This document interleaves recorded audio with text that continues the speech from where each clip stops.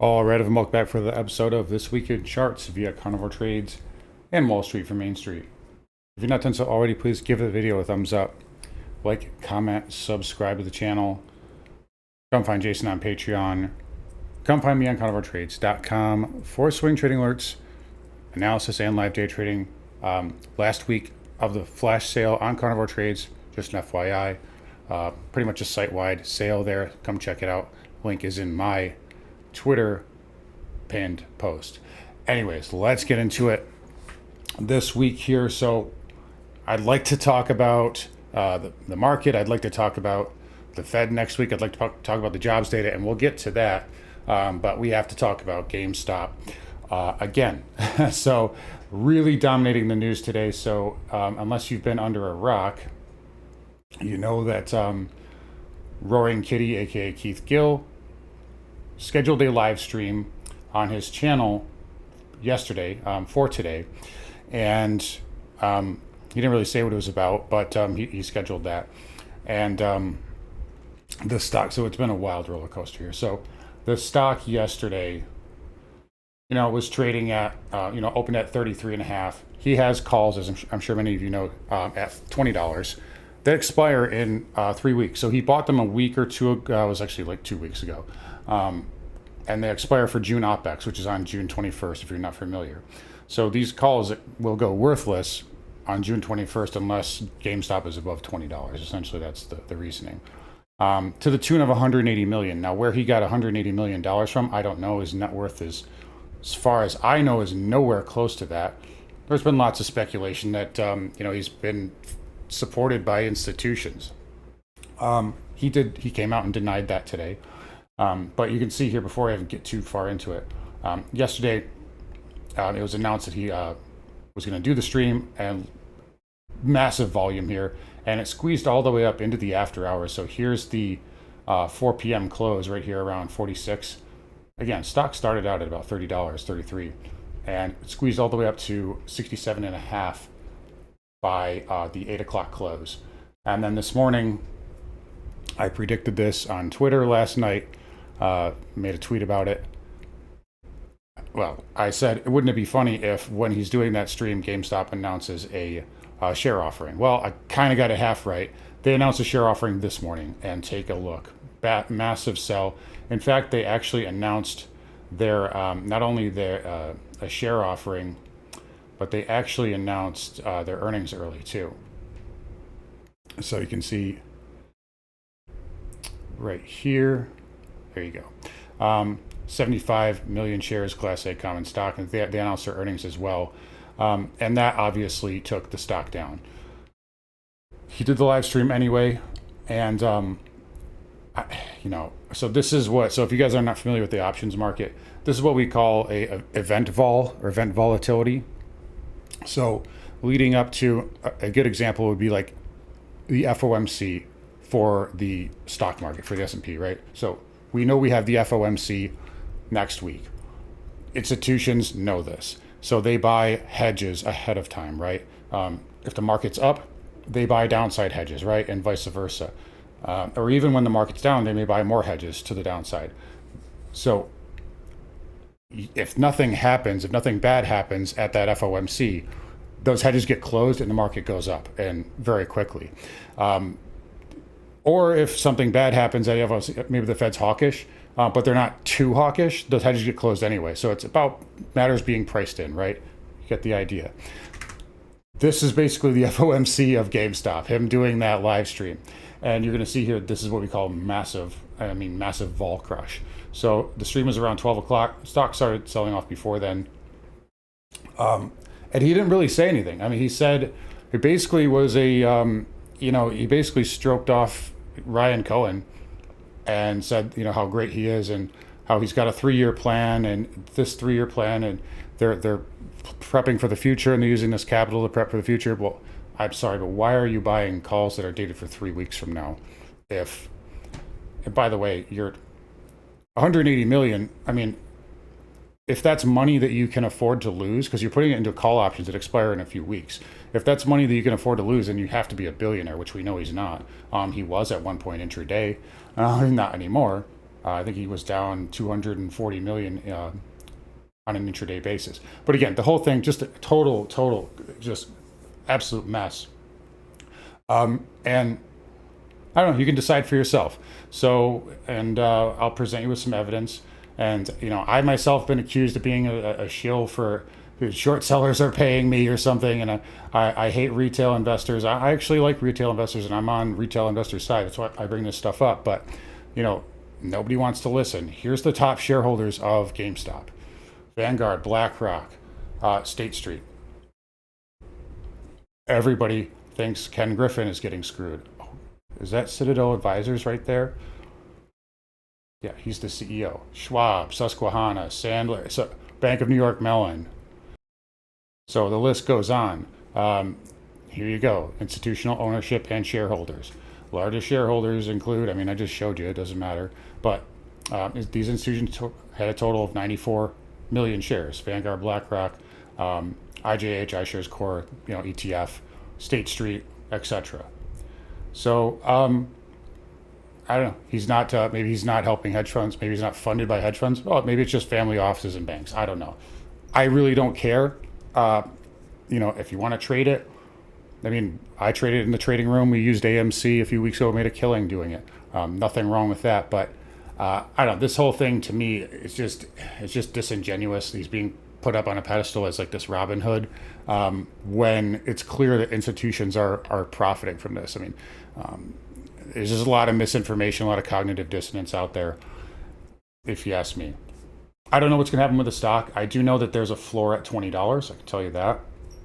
If it goes below that, his calls are in a ton of trouble. He can execute those shares at 20, or he can execute the options at 20. The market makers likely don't have enough shares to cover that, so it would cause a squeeze. Here's the thing, though. He would have to, since he has so many shares, he would have to sell into that buy liquidity from the market makers. Otherwise, he be risk being trapped. Because this is like, people don't understand. This is just a mechanical. It's a mechanism, right? It's just math. That's why we put so much emphasis on OPEX, right? Because once OPEX is over, those effects that were taking place, pre that, go away. So once that June 21st, you can see it right there, that vertical red line right there. In 2 weeks, once that's over with, these effects will go away, and the stock will likely just go back to where it was before. I'm not saying it has to go all the way down to 10, but it can go back down into that range, and there's nothing saying that it can't. And if it does pump again, Ryan Cohen, the great benevolent Ryan Cohen, can just sell more shares of GameStop common stock. So I don't know. The whole thing's a quandary. It's a circus, and certainly a lot of fun here to watch the show, but that's been dominating the headlines. So I'm sure you guys can let me know in the comments what you think. But let's get over to the rest of the market here, because we got a lot to talk about there too. And this could be a little bit of a long video. But markets here, I told you guys we were likely going to inch higher this week, and we did. So the big move came on Wednesday. We had JOLTS data on Tuesday. Job openings weaker than expected, ADP weaker than expected, and we got a good bid on Wednesday in response to that data. Thursday, pause day. I thought we would have a little bit more of a continuation up today. We had non-farm payrolls this morning, and that was a 5 sigma beat. So expectation was 182,000. We had 272,000, if I'm not mistaken, jobs created. Of course, inside of the data, we lost a ton of full-time jobs and gained a ton of part-time jobs, so the algos don't ever pay attention to that. But point is, if we look at the futures, it was a negative reaction at first. And again, I've been saying this, the market will likely shrug off certain macro data if it's not a total. It's going to take a lot to unpin this market. I've told you guys I'm pretty clear. I'm bullish in the summertime, and the market was able to recover from that pretty nicely. We closed pretty much flat on the day. But more importantly, if we take a look at the spiders or the S&P, you can see here that on the weekly time frame, we still made a new all-time weekly closing high. So again, no problems here. Market's still, in melt-up mode right now. And I think next target here is really 5,400. There has been a little bit of a pinning effect towards 5,350 on the SPX for the last couple of days. If we can get through that, your next real level is around 5,400 on the SPX. We do have the Fed on Wednesday. We also have CPI Wednesday.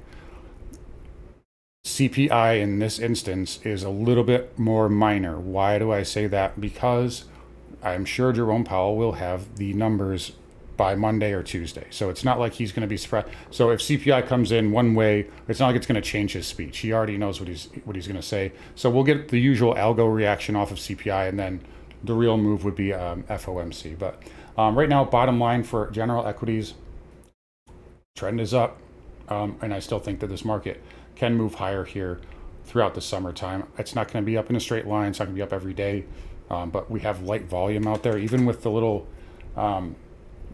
sell here intraday here, as you can see on the spiders. Even in the morning when we had that little dip on non-farm payroll, volume was pretty light here. I'm doing this video at 4:30, and not even 43 million shares, including after hours on SPY. So as long as volume's is light, again, don't short a dull market. That's kind of the motto here. Where that would possibly change for me, at least in the short term, is a close below 5,300. So that would be the breakup bar low on SPX, especially on a weekly close. That would certainly signal a change. But right now, as long as the market's holding up, and just volume light going sideways, I do have an upside bias here into the summer. So anyway, same thing with the Qs. New all-time highs there, new all-time closing high on the weekly as well. And no real problems here. We do have Nvidia with the split. It has melted up a little bit into the split. I don't know. Is this a blow off top? It's possible. We've thought about that. We've talked about at some point this will have one. There's been signs of that, right? I'm sure everybody's seen the particular image. I took the liberty of doing a little edit. Someone else came up with the idea of this, but I added my own little flair here. I guess if there's a definition of froth, that might be it there. So, I don't know, you tell me here. I do think that as we get into the summer, and I've said this before, I do think chips will take a little bit of a back seat. And I think other sectors can catch up. Maybe that is small caps. We've talked about that. There's other sectors that I think can catch up. In fact, there's an interesting chart I can show you here on cloud software, which I find interesting. And it is right here. So I think these jaws could potentially snap shut, right? Cloud software, managed money, has an extremely low exposure to them. In fact, lowest since 2019, whereas they have obviously a very high exposure to chips. If those jaws close shut, you can see stocks like ETFs like IGV start to recover. Speaking of IGV, which we'll talk about in a second, that head and shoulder pattern here on the weekly has failed now with that close. So again, maybe chips top heavy, maybe other sectors will catch up. Today, Nvidia was down earlier. Actually finished down 9 basis points. It was down 1.5% earlier, and even despite that, the spiders were green. So maybe that rotation is finally starting to take place. Either way, long-winded explanation. Market's holding up, and when the leaders back off, the other sectors are catching up, as we talked about last week with rotation. IWM a little bit softer today. Again, it's a little bit more rate sensitive. We'll talk about rates in a second. Rates were up today. Still okay on the weekly though. So IWM holding up. Diamond holding up. Let me get rid of that fib there. Still looking for 392.50 to 393 on the diamond.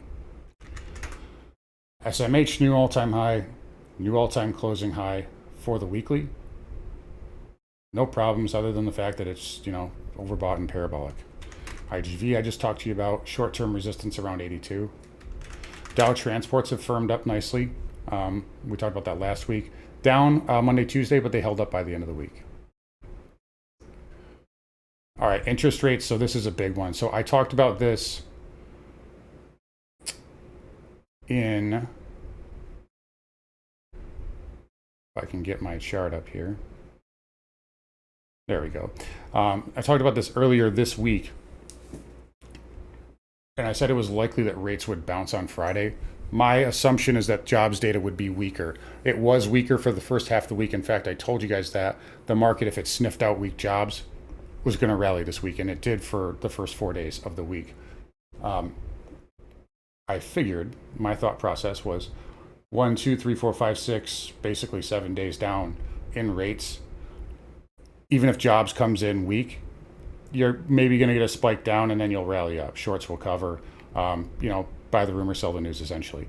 Obviously, jobs was much stronger than expected. Look at the 2-year here. And I've been in this camp for a while. Rates are not going to go down.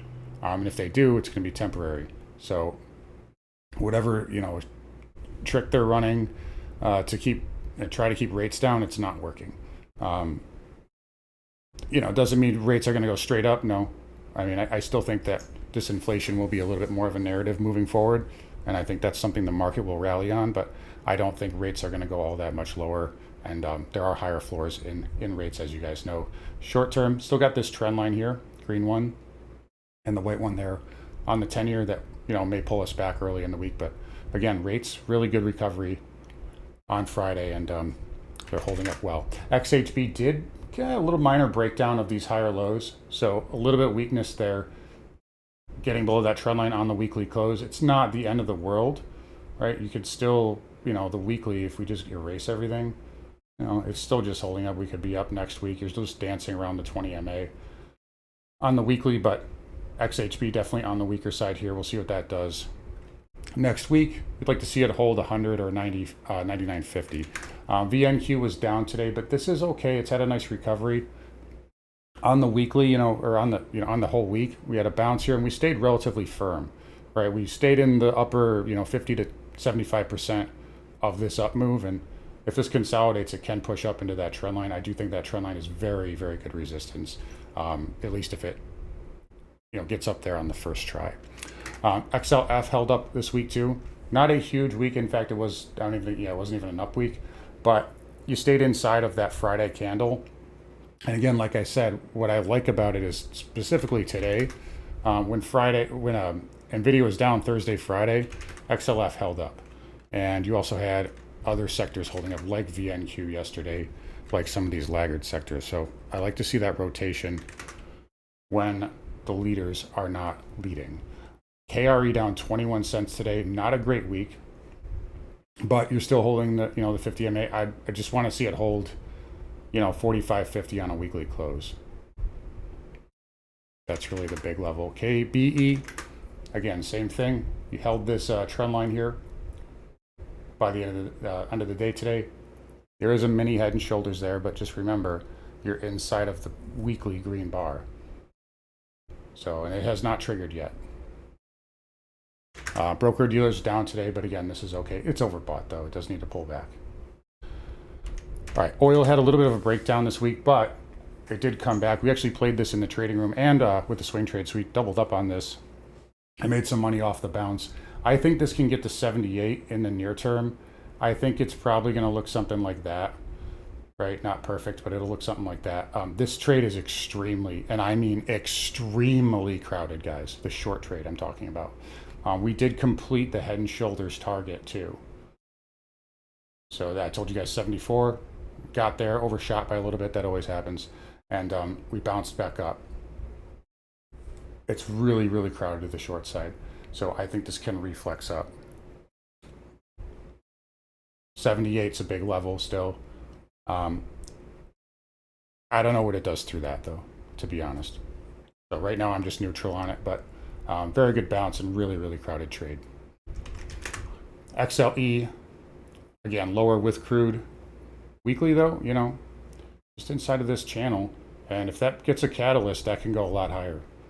A lot higher. In fact, we talked about this last week too, I think. Look at the monthly. Just a pop, 1, 2, 3 pullback. And you're hammering on resistance too. So nothing terrible there.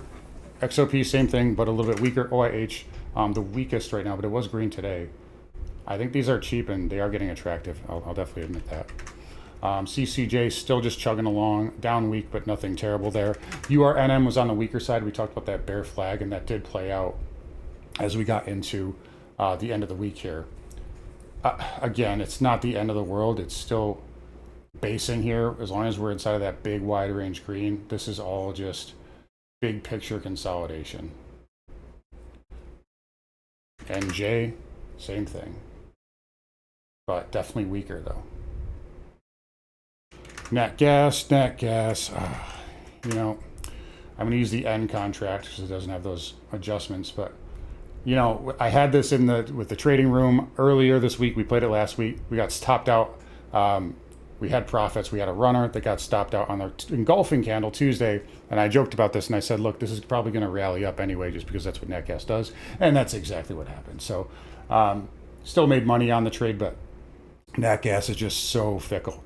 $3 short-term resistance if it wants it. I mean, I'm not saying it can't get up to 320, but seasonally we're coming into that period where NatGas tends to cool off from June until August. Then around August, that's when you want to start buying it, as long as the pattern is still good. But good bounce for NatGas, and it's hanging in there. 3 should be pretty good resistance though. Dollar index, I told you guys not to trust that head and shoulder pattern, and look what happened today. Big move, weekly inside bar is still holding up. No problems. Gold finally backing off. Down move, bear flag, lower high, and a breakdown. 2300 minor support. 2250 is your next big level. I think that's tradable. 2200 is way better. I don't know if it goes much past that. Still got the weekly 20 MA there too, and I mean honestly, this could just stall out, go sideways, and then on the weekly, 20 MA could catch up and it can go higher. So gold is something that can do well in an economic slowdown, more so than silver. And again, silver got back above 30, but today slammed right back down. So again, I think that's the narrative right now, is disinflation. This will ultimately provide a good buying opportunity, but metals backing up. Again, silver also, look, the weekly chart still extended from the 20 MA, so it needs to do backing and filling. No real problems here. Monthly, it's just starting to break out. So the monthly is actually less of a problem than the weekly as far as technicals are concerned, which is good. No problems here. But just doing some backing and filling. Don't get too concerned. SIL down 6.5, and GDX down almost 7. These will be buying opportunities too. Platinum down as well. I did close out my platinum last week, just so you guys know. We'll see if it holds this trend line here. I'm not sure. Platinum's tough because it's such a thin metal. And again, maybe subject to the narratives a little bit more because it's industrial. And same thing with palladium. But I mean, I just still think it's such a steal. I don't have any Sprott anymore. I will reload it though. It's just so cheap. Copper lastly, got a little bounce at the 50 MA. 460, I told you guys that would be short-term support. We sliced through it. 425, that's where I want it. So keep it simple there. And then Bitcoin, nothing doing here. Slight up week. It was threatening to break out today, but then it pulled back when everything else did. Maybe some margin, liquidations, a margin run. But again, I still expect it to get to 74.5 to 75,000. I'm not so sure it breaks out though. So short term, I'm bullish, but midterm, I think, again, I say this a lot, but it matters. So write this down. You're still really extended on the monthly from the 20 MA. So if this can catch up and do that, then it can really take off. But short term, I'm still giving that the upside bias to 74.5 to 75. All right, so again, market's holding up, volume's light. We just shook off a absolutely dismal jobs report, and and the market was able to snap right back up. So respect that, and my thesis is still intact here. I think we're going higher throughout the summer. We have FOMC on Wednesday. Be careful around that. But outside of that, again, if you're going to play GameStop, or I would rather you do it with AMC anyway, just because it's less volatile. It's a sympathy play, doesn't get halted as much. But if you're going to play either of them, please trail your stop on the way up. If you're going long, take profits on the way up. Do not get bagged, because who knows, maybe it squeezes up to 120, right, in an hour, And if it gets halted, it could do this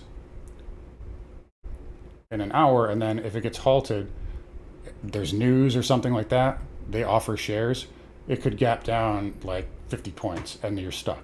So take profits on the way up. If you're going to play these, please. But outside of that, again, markets are doing fine. I don't see any real problems here. And again, we'll just leave it at that for this week. So anyways, guys, going to wrap it up here. You guys take care. Don't forget to find Jason on Patreon. Come find me on conovertrades.com. I'll see you guys all next week.